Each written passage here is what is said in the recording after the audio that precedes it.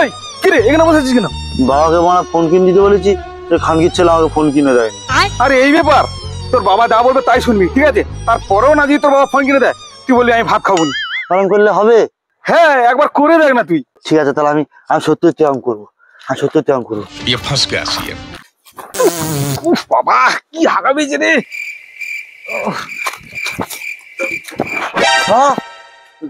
তুই আমার ফোন কিনে দিবি কিনা বলো? আচ্ছা ঠিক আছে, তুই একবার জল না দে। বাবা ফোন কিনে দিবে বলেছে। ফোন কবে কিনে দিবে? হাগা বেজে ফোন চালাতে হয়েছে।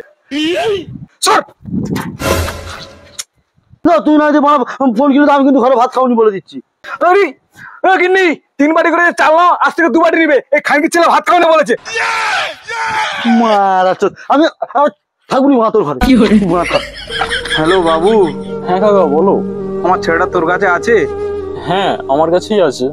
বাবা ঘরে একটু ঝগড়া করে পালিয়ে গেছে, একটু দেখে রাখিস তো বাবা। হ্যাঁ হ্যাঁ দেখে রেখেছি।